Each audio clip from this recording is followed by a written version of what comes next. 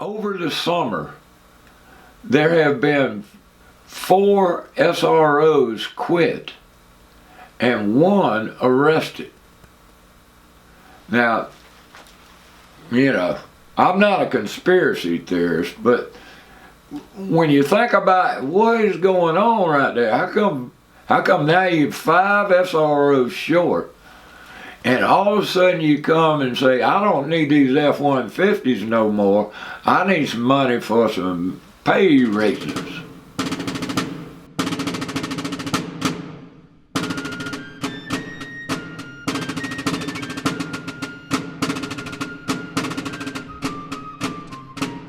If a government claims a right, and then their claim is that they derive these rights from the people. Right. Well, how can people give a group rights that they don't themselves have? To steal from each other. Right, if we can't tax people, like I can't tax you, where exactly does government derive this right from? And once you come to, you realize that the goal ought to be as voluntary a society as possible. Now, how exactly you achieve that, how far you can push that is debatable, but certainly that should be the goal. That if government is providing a service for you, well then why does it need to be provided by force?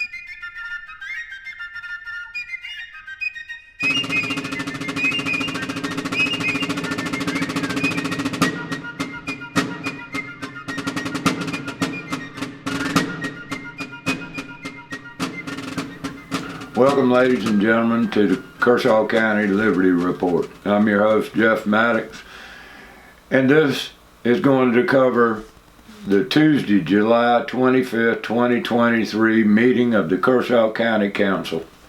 Here is the Kershaw County council agenda for that night. We had the public comments, approval of minutes, discussions.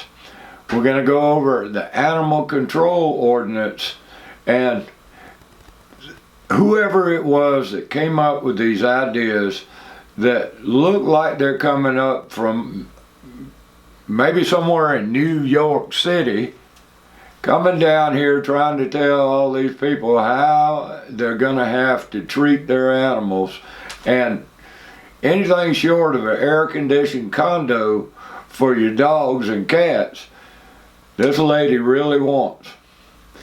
Then we have a little litter control ordinance, again by Derek Shoemake. Derek Shoemake is coming up with both of these. He says it's his job to bring forth anything that the people put forward. And so he's the one that's pushing the zoning changes to limit lot sizes. He's the one now bringing the animal control ordinance and the litter control ordinance, those kind of things. So we'll talk about that a little bit. And then an update on the grant that was supposed to be a matching grant of the ARPA funds for the sewer, but is now building a travel baseball park. Oh, I'm not supposed to use that word. It's just sports complex, some kind of thing like that.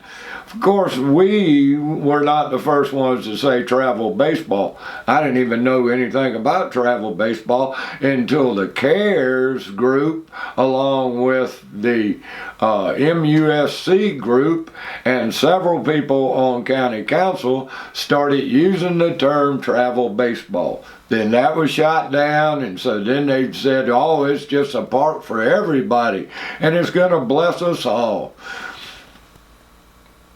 Again, a misuse of allocation of funds, but we're going to get an update on what are we going to do with the sewer. The zoning ordinances are for the Dollar General up on Highway 34 and a couple of other pieces of property.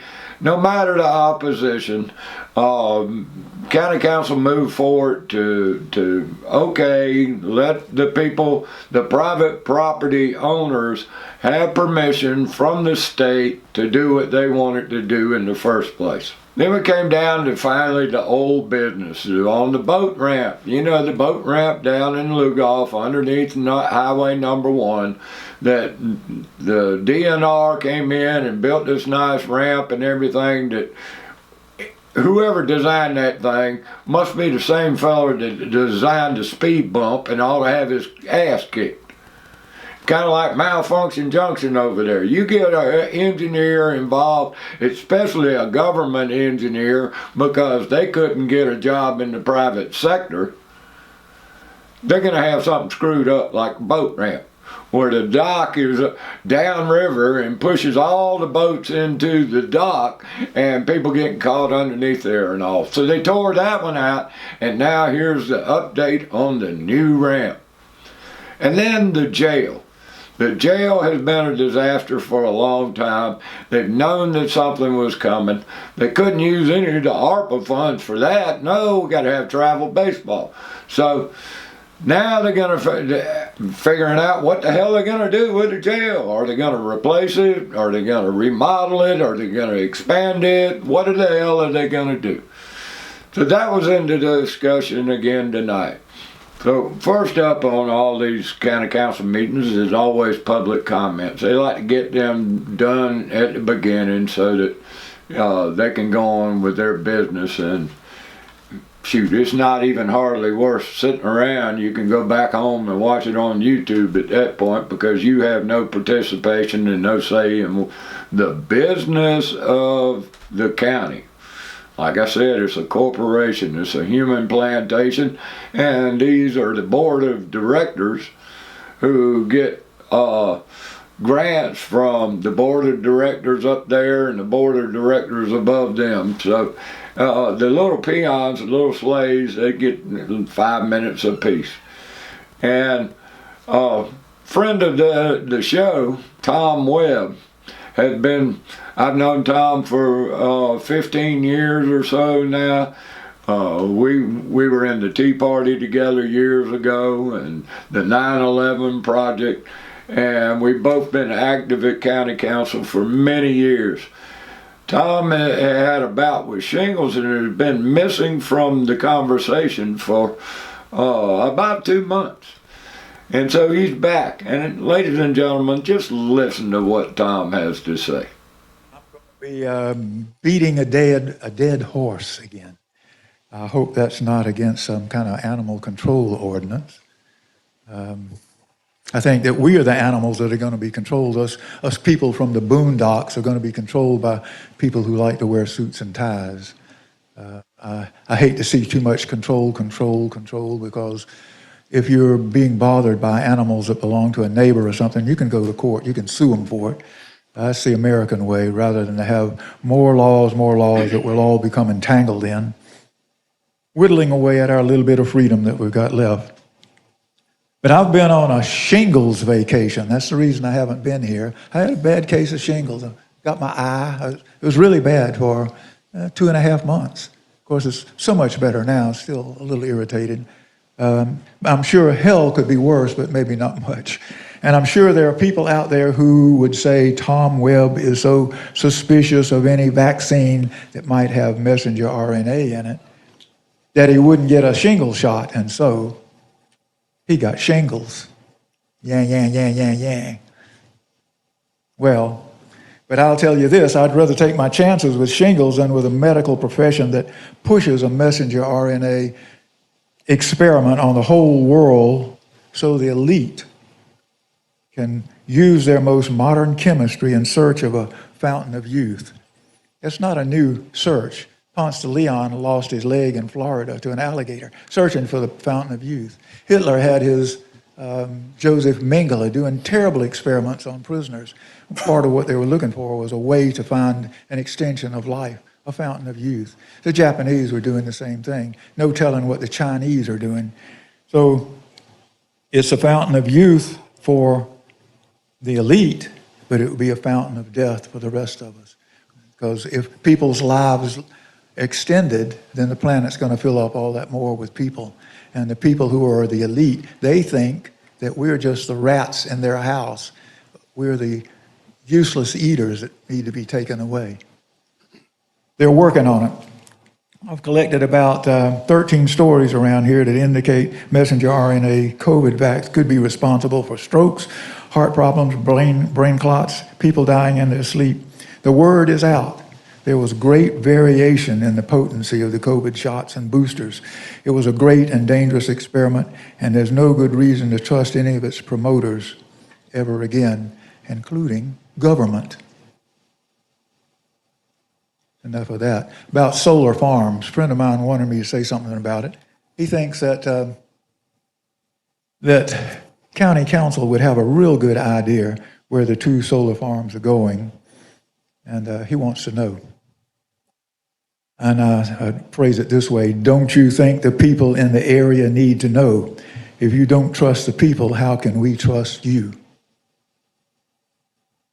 And about the ordinance that was passed about 2 years ago, I guess, explaining what you could and cannot have on your own property, solar collectors for electricity or solar collectors for heat. It stated that you couldn't have more than 2 solar panels on the ground. You could put them on your house, and there was concern that there might be reflection that would bother people. You don't think that a solar panel up on a house where people can see it would be more of a reflective problem than something sitting on the ground in your backyard? You couldn't have more than 2 in a series of either things that produce electricity or produce heat from the sun for your house. You might want to put one on the east, one on the south, one on the west, so that you'd have kind of all-day coverage of electricity and heat. But that's against the law because of this ordinance that was passed a couple of years ago. Very poorly done, very poorly done. I admonish you to do something about it, because it says you can't have more than 2 panels in a series on the ground, or it's considered more than just simply a residential or farm type thing. It's commercial. It never did describe how big the panels would be. That size, could you put 2 of them? I bought some panels from the Chinese, unfortunately, from Harbor Freight. I think it was about $100, and 100-watt panels. And if I put more than 2 of those in front of my house, I'm breaking the law. It's atrocious. It's kind of a European sort of thing to do, little by little, whittle away at our ability to produce electricity for ourselves. And the whole thing, I think, behind the solar farms is to get us caught on electricity from some source we don't have control of, and all the gasoline and kerosene and propane will go away, no resilience left. If you didn't know, Kershaw County Council and all their knowledge and expertise have a zoning law that says you can't have more than 2 solar panels out in your yard. You can have them up on the house and everything, but you can't have them in the yard. Again, this is encroachment on private property for the greater good. So Tom makes a good point. And then he talks about the shot. And it is self-evident now that they don't do what they say they did. And as a matter of fact, they are not good for you. And county council's been in denial of this ever since they passed the resolution supporting masks and social distancing and all that. Remember when Sammy Tucker said, you need to wear a mask, and he doesn't like wearing pants, and so at the house he doesn't wear pants, and you don't have to have a mask there, and you can go home and practice on your ventilator all the time. So they won't even apologize. They won't even acknowledge that they were led along by the lies, and they took the shots. They won't admit to anything. They remain silent on that issue. But it all comes down to this greater good. Who is this greater good fella? And that's what I went and talked about the county council. I kind of throw them a loop. Listen to this. Let's see if I can get this thing up where I can talk. Good evening. How are y'all? I'm sorry I missed your last meeting. I want to talk about the greater good. Who is this fellow? And why does he get to take from me to build all kinds of stuff and claim that he's going to fix the roads, but never fixes the roads, and it's all for the greater good. Every time I look and everything, I can't find the greater good, people. I see county council, and I see councils over the years, and they pass these laws and all, and they say it's for the greater good, and these ordinances restricting all kinds of building and everything, and it's for the greater good. And then years later, they say, oh, great day, that wasn't for the greater good, but now we're going to do what is good for the greater good, whatever that means. I don't know who this fellow is. I don't know what gives him the right to rob me and all these people to pay for whatever the greater good wants. I thought we were better than that. I thought we were founded on the ideas of individualism and not collectivism, not for the greater good.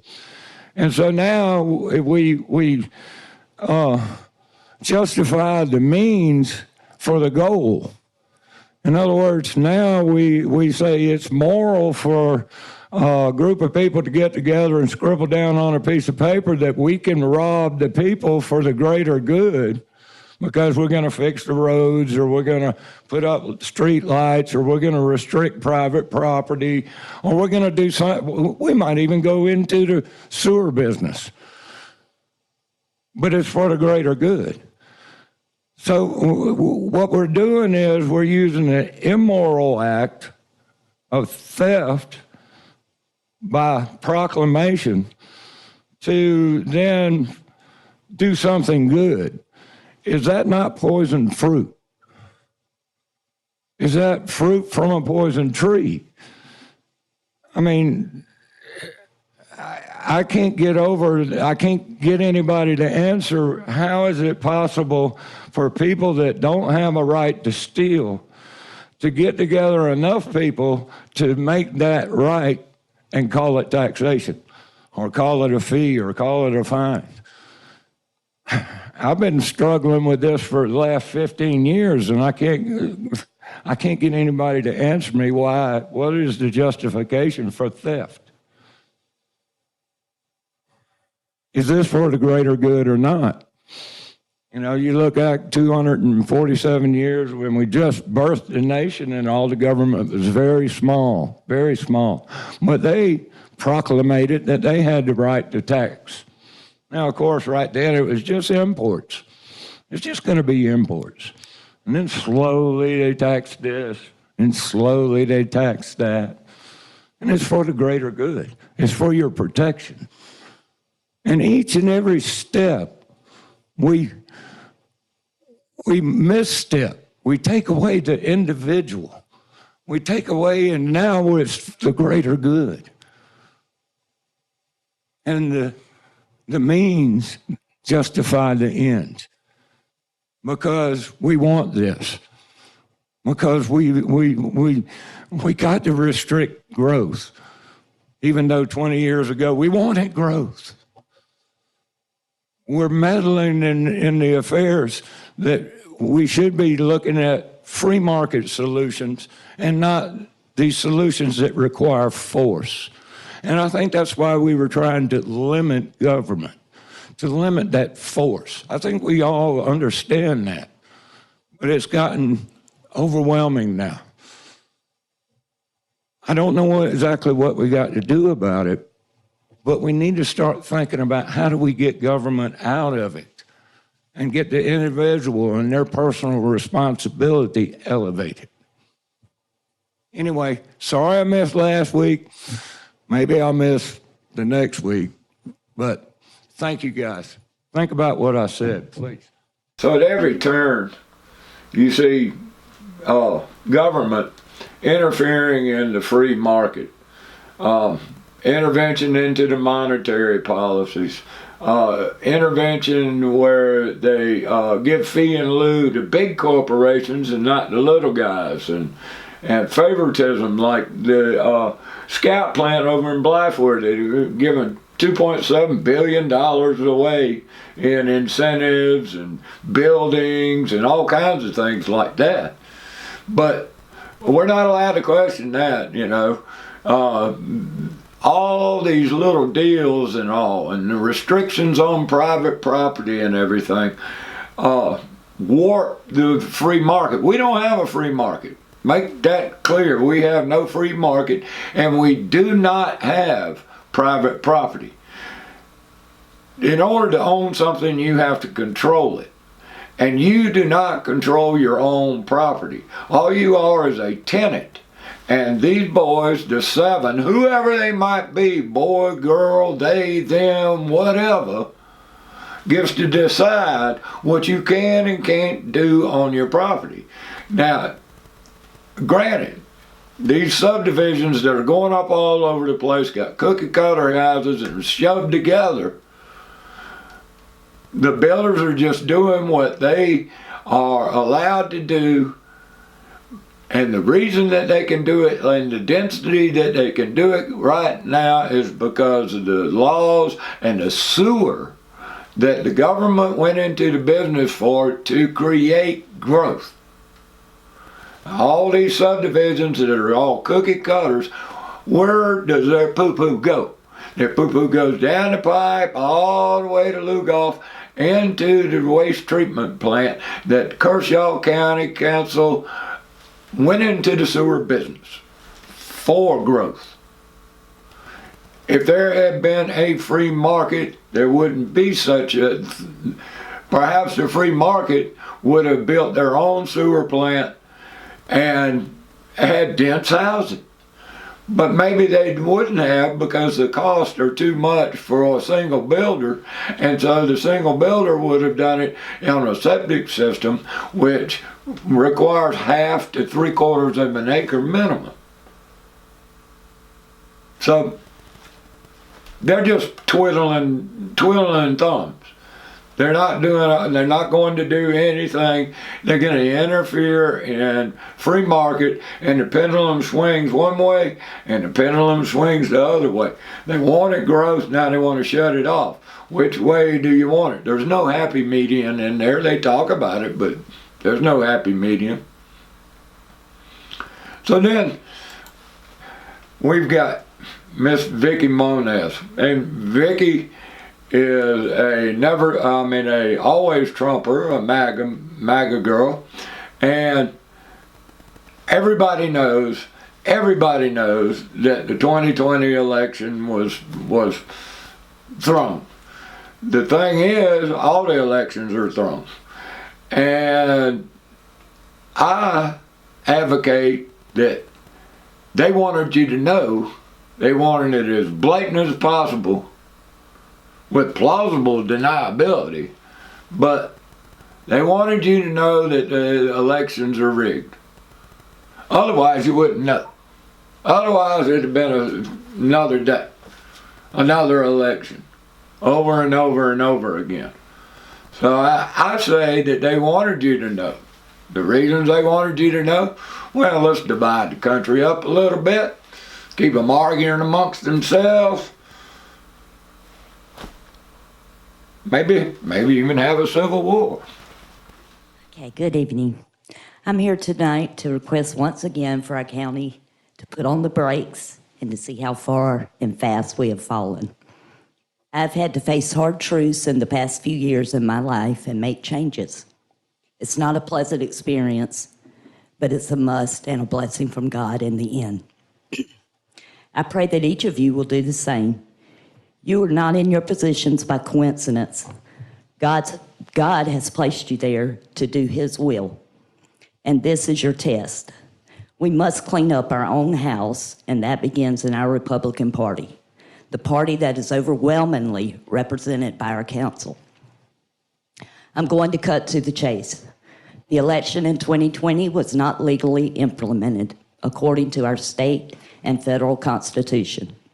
Our state legislators did not pass new legislation to qualify legally the voting procedures that were used for the 2020 selection. Pandemic protocols do not override established voting law. Therefore, it was illegal from the beginning. Truth is simple. Confusion comes from the devil. Yet in May of 2021, the new selected Republican legislators took the steps to pass that legislation and solidify the illegal voting procedure carried out in 2020 for the 2020 primary and beyond. This was the second illegal selection. In my opinion, our country experienced a soft coup in 2020. That would mean that every sitting politician is participating and enabling this coup, either knowingly or unknowingly. But ignorance of the law is no excuse. We can no longer allow a two-tier justice system in this country, one for citizens and one for elected officials, and the American people see it every day. I challenge each of you to examine the things that I have presented to you. There is a simple solution to correct our wrongs, and if you, our leaders, would simply do what's right and correct the illegal and treasonous actions that have taken place in our country since November 3rd of 2020. President Trump is our rightful leader. I ask you, the selected leaders with the power, to step up and do what's right and what's legal.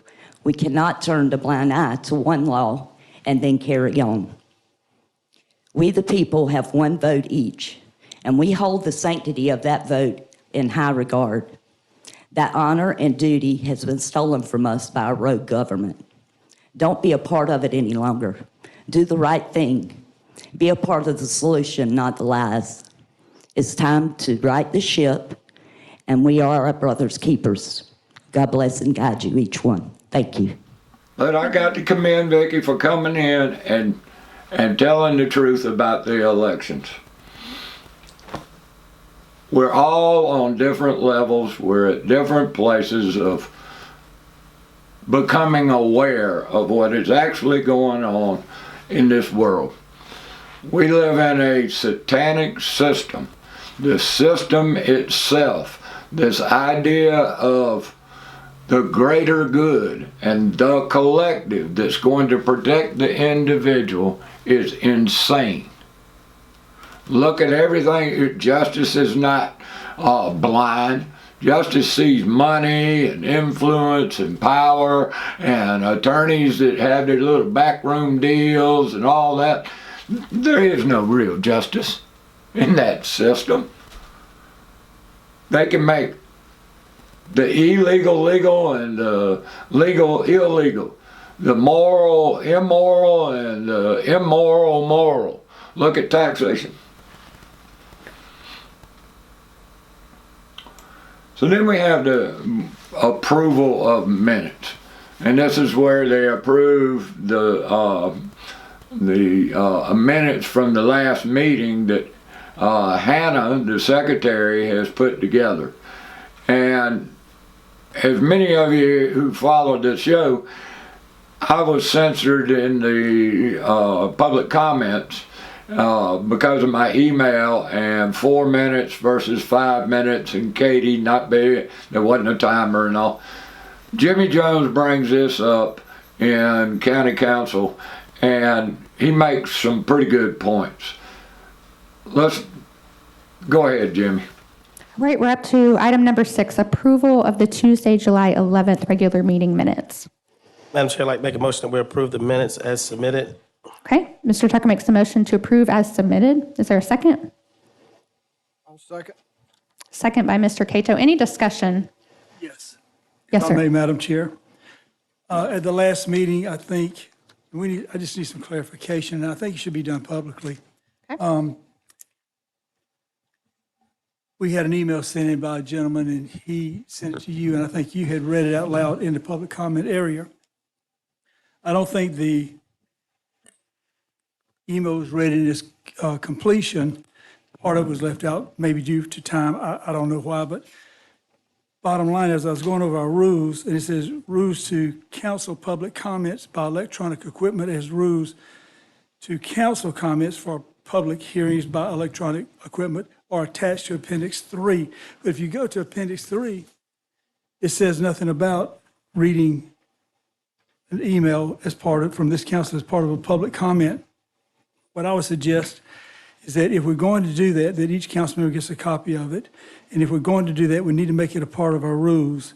And if we're going to do that, we need to complete the entire email, and it needs to be timed. My honest opinion, Madam Chair, you read the email. I think you were trying to do the right thing by giving everybody their voice, but I just think we need to look at these factors before we do it again. And I'd like some clarification. If you want to comment on that, I'll be glad to hear it. Okay. When I received the email, the citizen asked me to read the email. So I called Mr. DeBose and asked if I could read an email. And he said I could as the chair of this meeting. So I chose to read it. I timed myself because Ryan didn't start the timer. So I used that clock up there. And when I thought it came to 5 minutes, I moved on. Okay, what I'm going to submit is that we put that in our rules. Okay. So Is that anything to do with the minutes from the last Yes, meeting? it does, because in the minutes of the last meeting, Would you like to change the minutes? no, I don't want to change that. I just want to make sure that we have clarification on why it was done the way it was done, and that it needs to be put in our rules if we're going to do it. And I respect your clarification on that. I just think that if we're going to do it, we really need to read the entire email in its entirety. Not if it's longer than 5 minutes. Well, I'm just telling you my opinion. Okay, thank But you. I think we need to we just need to make it a rule so that we'll have an understanding as to what's going to happen. And I think every council member should have a copy of that if it's going to be read off in the public comments. Okay, there is a copy of it in the minutes. What I'll do, I'll get with Mr. Templer, the county attorney or whatever, and we'll work something up and maybe put something on the agenda for council to look at as far as creating a rule that will kind of keep us on a consistent basis. So what we really need to have is a set of rules. During the Rona scam, the pandemic, the thing that they all were so afraid of and wanted everybody to wear face diapers and all, and sit down and don't wear one, and stand up and wear one, and 6 foot and all that kind of stuff. They set these rules for electronic. The councilman can call in, and the public can write in. And I was censored under Julie Burns when I wrote in, and he didn't like the form that I had it in as whereas it is. You know how to do whereas. I wrote it that way, and he took it and edited it and took all those out and a couple of paragraphs. So he started the precedent of censorship in the county council. And so the rule was that you just write in. It didn't no specific. So what Jimmy's saying is you need the rules, and I agree, you need to set the rules right now how you're going to do it.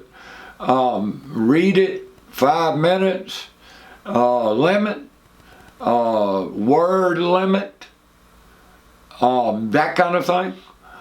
Perhaps sending in a pre-recorded video or zooming in. Many county councils around the country do this kind of thing.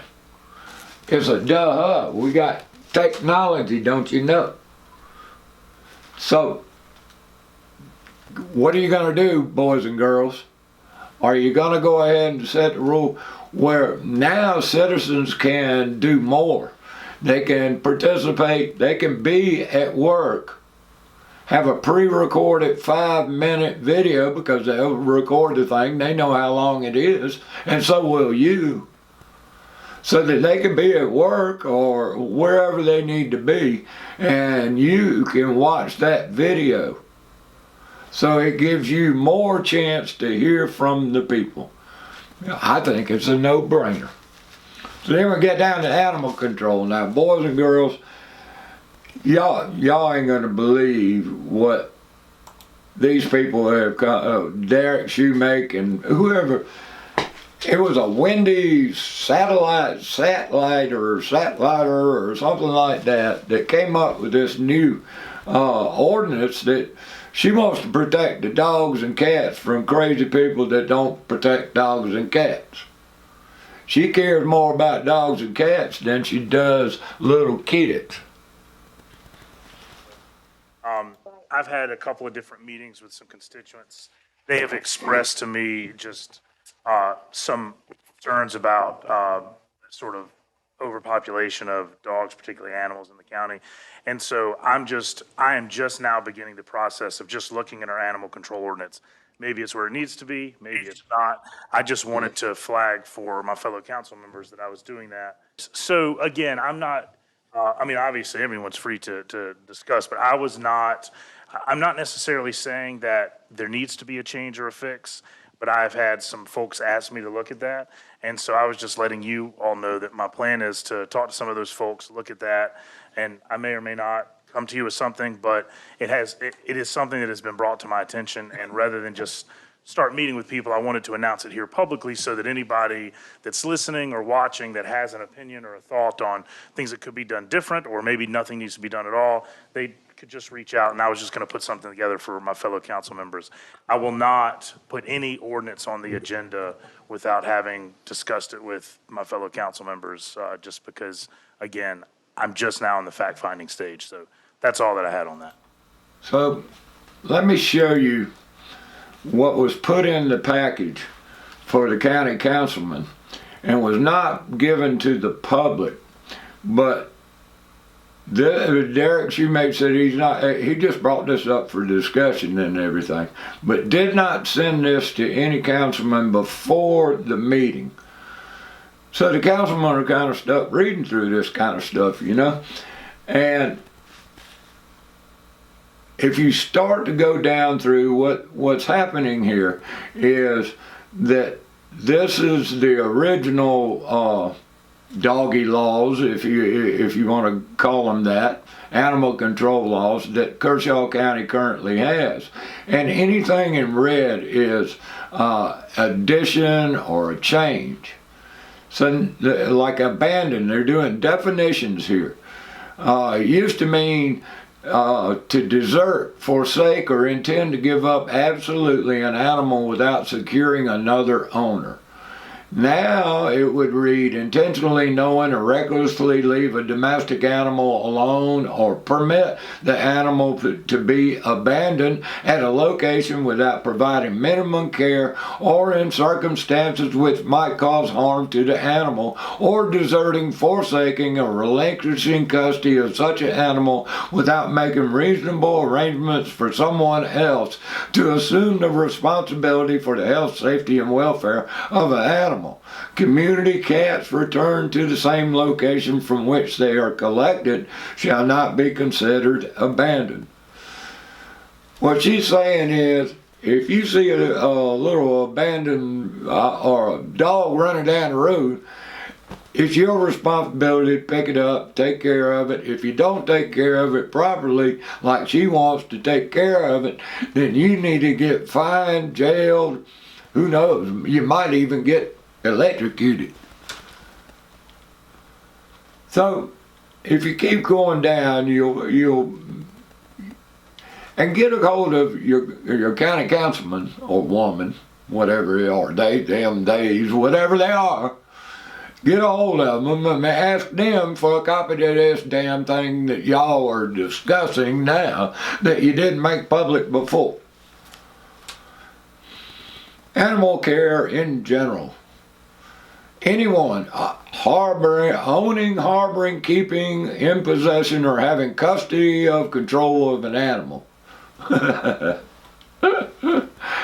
Anybody around that touches one. Proper shelter. Be a four-sided ventilated structure with an entrance on one side.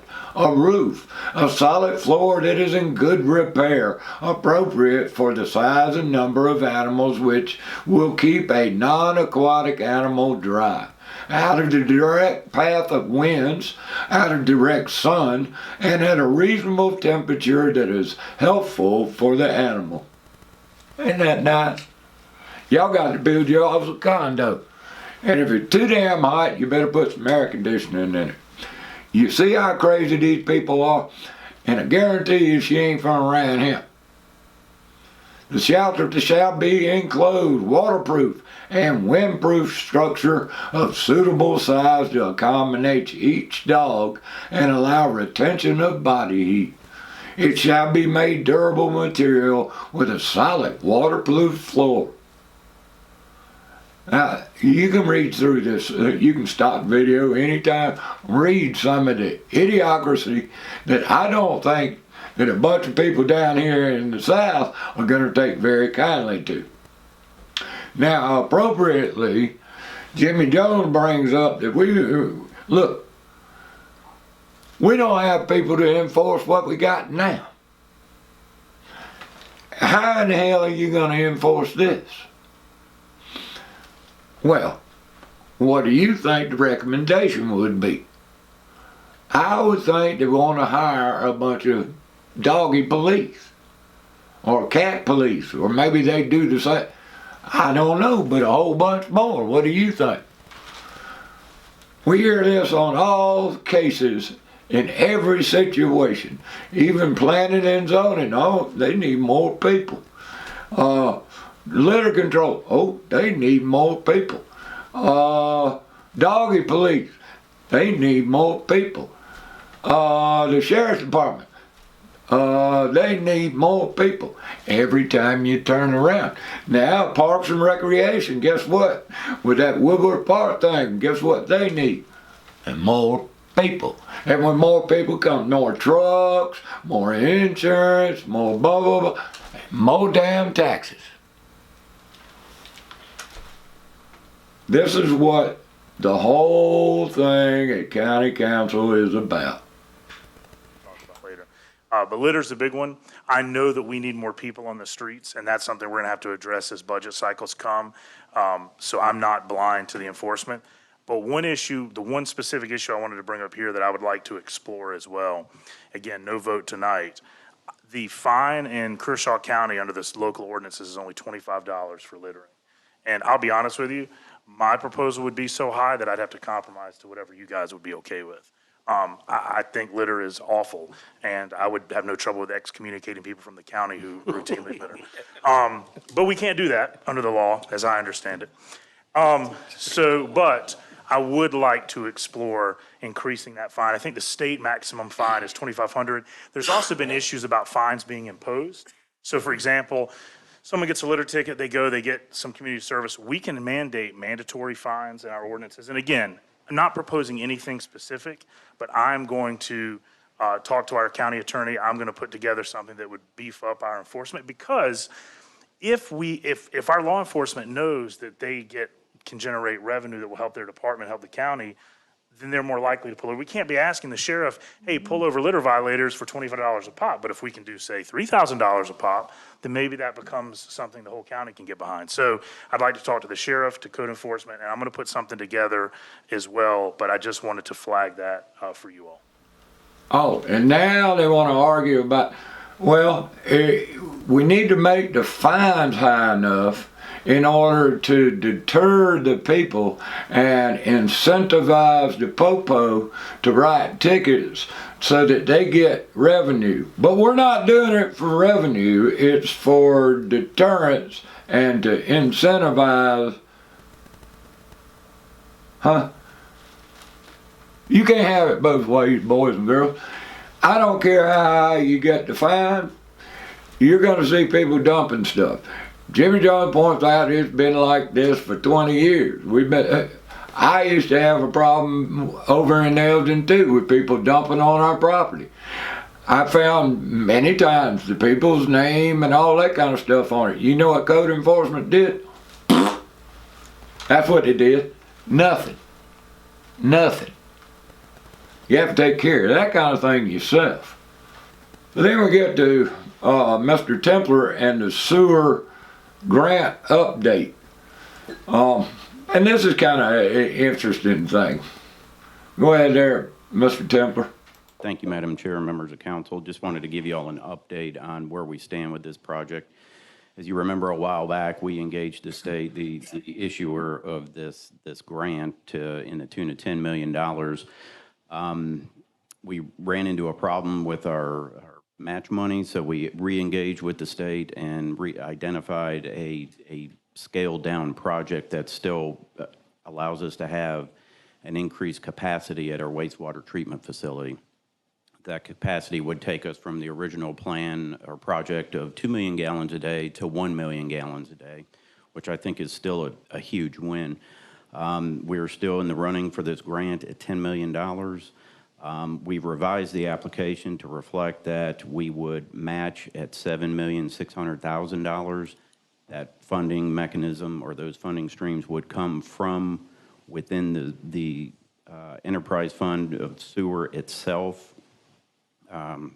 The rate increase is a contributing factor, reduced construction spending in fiscal year 2023. And you remember the SRF loan we secured to reimburse ourselves for Southern Loop Phase 1, where we paid for that out of the sewer, budgeted sewer funds. So we just asked the Rural Infrastructure Authority at the state to reimburse us for that project that we spent out of our pockets. So that I consider a funding stream at $2.7 million, and then the $3.3 million in our unrestricted net position as of 6/30/2022. So in sum, the excuse me, the sewer revenue has been strong. We've done the sewer rate increase, and that has allowed us to keep up with costs. And this is just a healthy department. So in terms of revenue, so I'm very excited to allow us to increase our wastewater treatment facility by 1 million gallons a day. We need the capacity with the growth, regardless of whether it's residential or industrial. But if we could do this to the tune of $17 million and not have to incur any debt, then I think that's a win. With the caveat of the SRF loan was a loan but at a very low interest rate, I think around 2%, which is almost unheard of for that amount of money. But that's what we get with the state revolving fund. It's a unique lending mechanism that does not count towards our 8% debt load for a general obligation. So that's where we're at. You have any questions, I'd be glad to answer. Madam Chair. Yes, Mr. Tucker. Thank you. Okay, Mr. Administrator, kind of lost me on some numbers. So I know it's 17 million total for one MG upgrade, correct? Correct. And what was the cost in our that we were going to be taking out of our sewer reserves? It's from reserves would be $3,300,000. Okay, 3.3 million. And what is the current balance in that as of, you said June 30th? We would take that unrestricted. Okay, money that's the unrestricted and part. take that out. Let me write that down. Okay, and you said that this count is very solvent? Yes. Okay, all right, thank you. If I may. Yes, Mr. Jones. Thank you, Madam Chair, members of the County Council. Now, the comments made by Madam Chair, she said that you were going to talk about the skip grant that we got some new information on and have been awarded. We haven't been awarded anything, am I correct?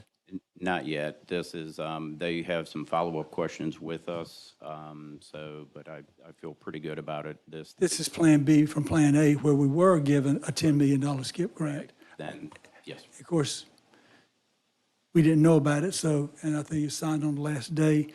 So therefore, you've gone back and talked with the so-beers at the state level, and they've worked with you, and you've worked with them very well. And I'm very pleased with that, Danny. I just want you to know that. I don't like the way the first one went down, double obligating our money, and this council not know anything about it. However, please keep us aware of what's going on with this one, because we have not been awarded this yet. But And you said we would be or would not be using a revolving, Yes, that is Fund part balance. of the state revolving and that would fund cost, loan, it'd be an interest rate of 2%? right around there. How much would we be getting from that revolving fund? That is $2.7 million to reimburse us for Southern Loop Phase 1 And where would you be making those payments for that? It would be coming out of the sewer? out of the sewer. Yes, So there would be no increase for any, and I think that's important, and I like that. This is still probably get a $10 million match, $10 million. and it would go from 2 MG as we did before because of everything that was in it, would go down to, because of us not being able to put any ARPA funds in it, would go down to 1 mil per day, 1 million gallons per day. But this this project here would give us a grand total of 3 million gallons per day. And my point I'm trying to say is that, and we can do this without having to put any additional funds in it ourselves.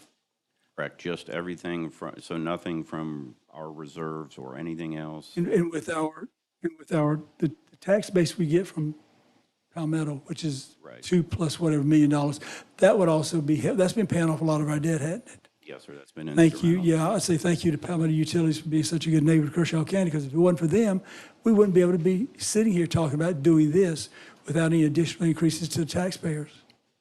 I want to be personally kept informed on a step-by-step basis about this sewer program to make sure, and I know we're not going to drop the ball on it, but I just want to make sure things are moving forward and that I've been made aware of it. Yes, sir. Okay. Thank you, Madam Chair, members of council. Thank you. Mr. Templer, was there a minimum match requirement for the SCIP grant? It was a 15%, but this more than exceeds that. Okay. So they also asked for contingency and things like that, but again, we're able to meet all those thresholds. Okay. So you don't anticipate the award changing? We're just changing our part of it? Okay. What about time? How long do you think it'll take before you get an answer? It's hard to say. I wouldn't even know how to put a time. Ask them. Well, and it's got to be soon, I would say, because these funds have a shelf life.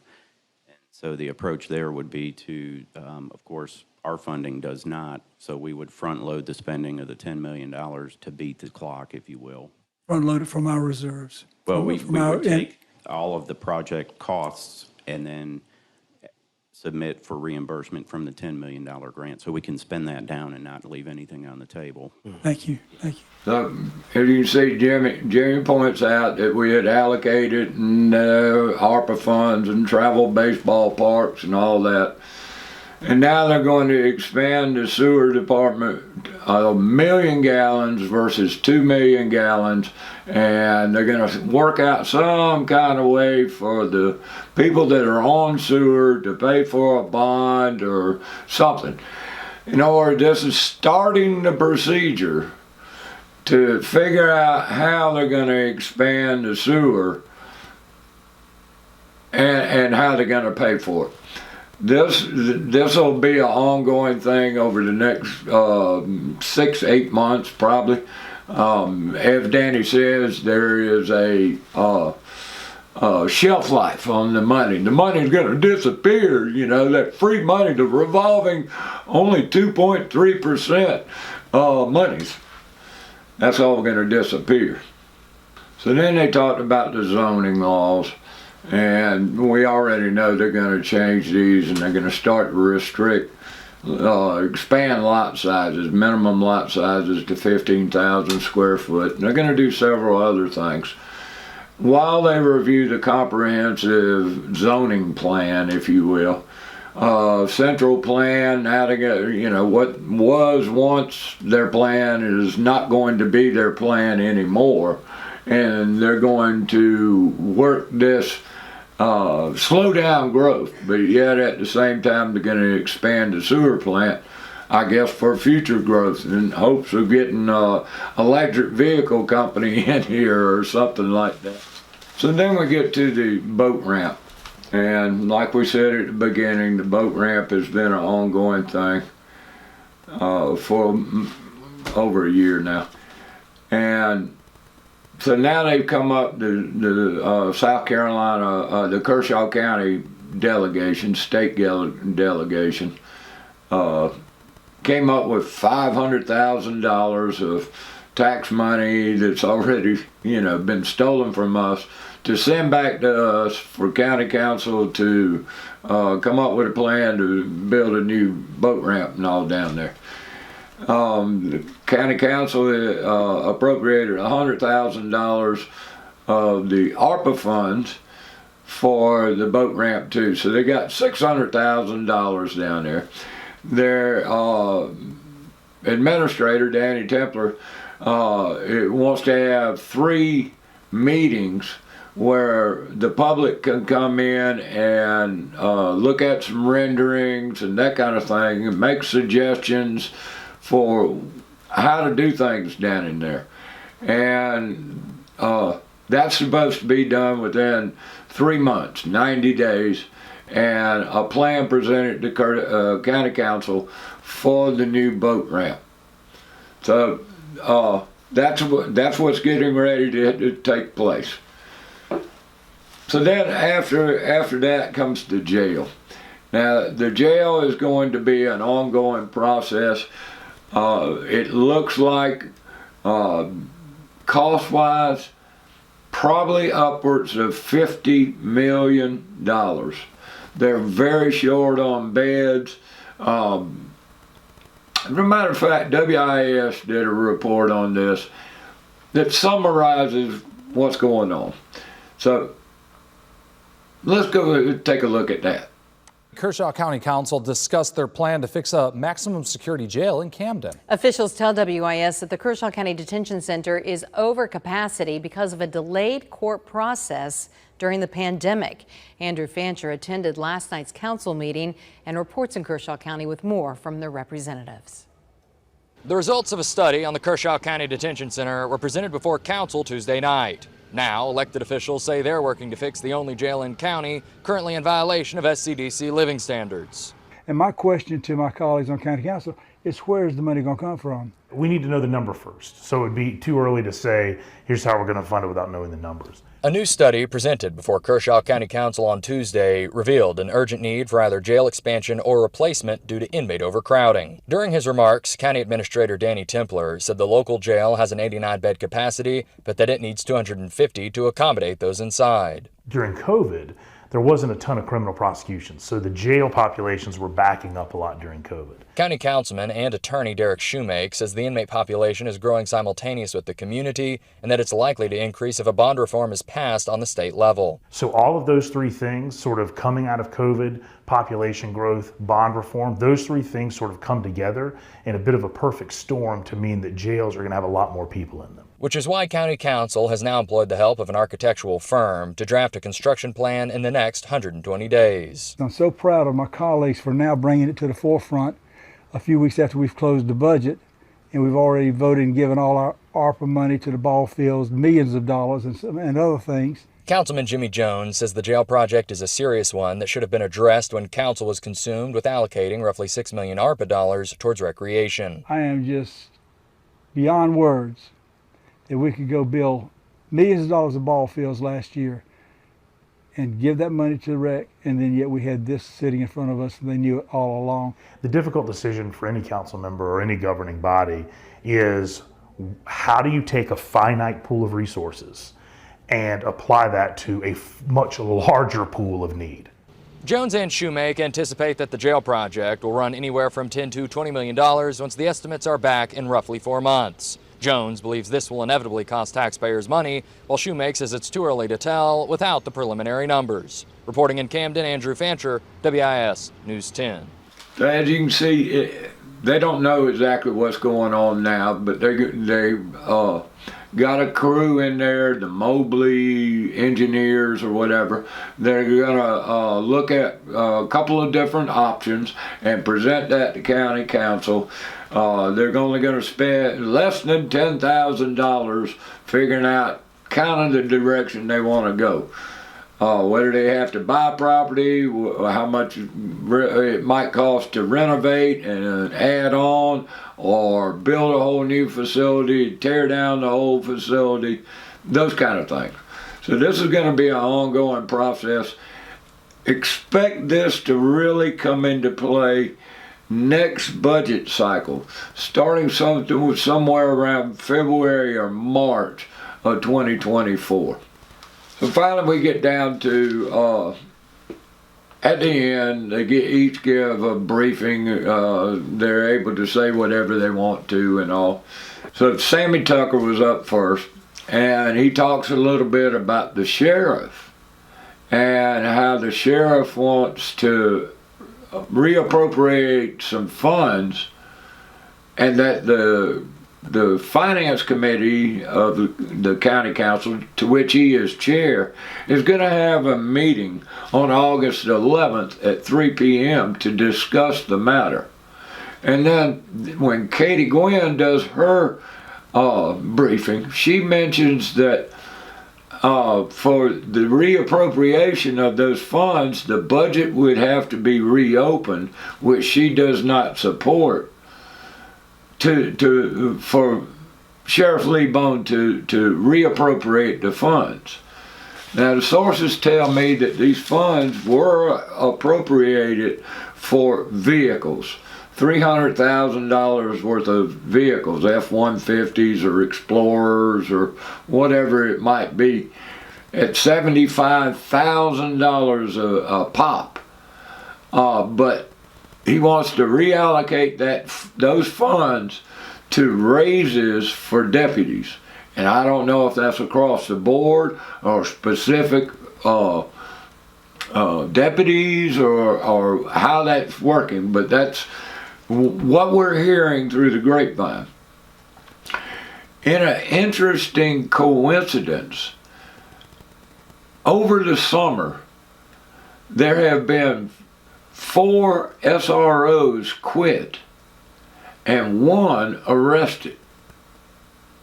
Now, you know, I'm not a conspiracy theorist, but when you think about what is going on right there, how come now you're 5 SROs short, and all of a sudden you come and say, I don't need these F-150s no more, I need some money for some pay raises.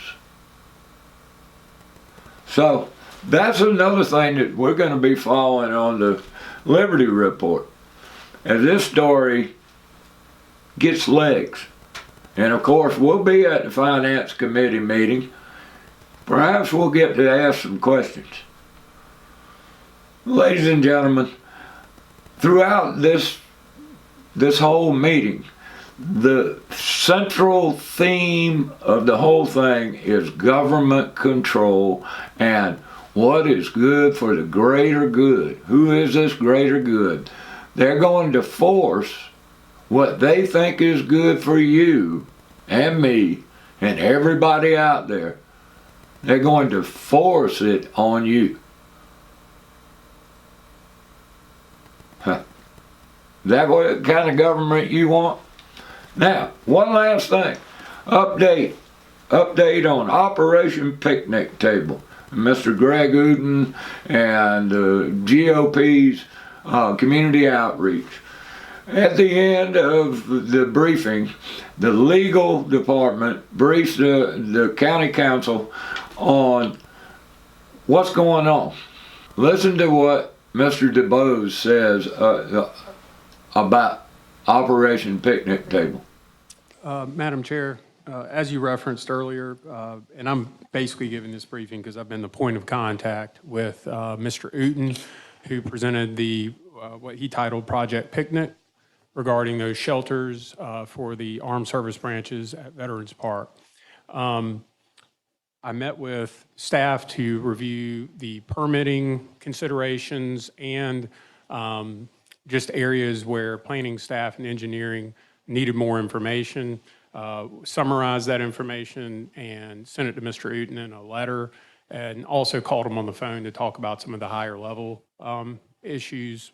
I won't even call them issues, just steps that need to be taken for the project to see fruition. Mr. Uten, in that letter, was invited to contact Mr. Adams-Ruskowski to set up a meeting where staff members can gain the information they need from Mr. Uten to steer them in the right direction, and also just present him with forms and and options to consider in the project. Again, staff wants to give him all the information he needs to come back with a successful proposal to council. So I do not know if Mr. Uten has reached out to staff, but I did speak to him late last week and provided him that information. Okay. Thank you for doing that, and thank Madam you for Chair? contacting him. Yes, Mr. Pito. I did speak with Mr. Uten this evening, and he has not received the letter yet. Okay. So I thought it had been sent to him. I will double check that. Okay, thank you. Thank you, Mr. DeBose. Would you let us know if you sent it out? Will do, yes. Thank you. So it sounds like there are some legalities we have to get taken care of, but if those items can be met, then we can move to the planning phase of the project. Okay. The projects, the principal concern are just the permitting requirements because it is in a FEMA floodway, not even a flood zone, an actual floodway. FEMA won't allow you to have, quote, permanent structures. Okay. But, Well, we have them. well, there may be. We put them there. Yeah, well, the definition of permanence for FEMA's maybe not what the common usage of that term would be. But yeah, that's one of the primary concerns is that aspect. Thank you. That's interesting. So you see, ladies and gentlemen, now it's a FEMA regulation. Permanent structures are in the floodplain, and that, we've all seen that, the 1,000 billion year flood, and Julie Burns and county council buying swampland. Remember, we've called it the swamp park from the beginning. Now legal is saying permanent structures may not be proper down there because of FEMA. Because, you know, way up yonder says you can't do this. However, if you look down in Aiken, you look in Savannah, you look in a lot of these cities and all, they got swampland. They got picnic tables and picnic shelters and all that built right down in the floodplain. So why not here? And who the hell is FEMA anyway?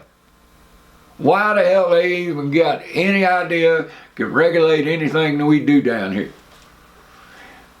County council needs to put on their britches. Put on your britches, tell the federal government to go to hell, and let these boys and girls self-govern themselves, raise their own damn money, and put something down there to make lemonade out of the damn lemons. It's time we put government back in its place and quit letting it run our lives. We've got to get back to less government, more individual liberty.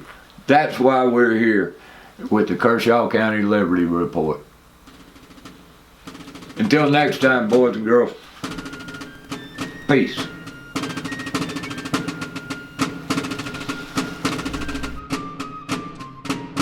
If a government claims a right, and then their claim is that they derive these rights from the people. Right. Well, how can people give a group rights that they don't themselves have? To steal from each other. Right, if we can't tax people, like I can't tax you, where exactly does government derive this right from? And once you come to, you realize that the goal ought to be as voluntary a society as possible. Now, how exactly you achieve that, how far you can push that is debatable, but certainly that should be the goal. That if government is providing a service for you, well then why does it need to be provided by force?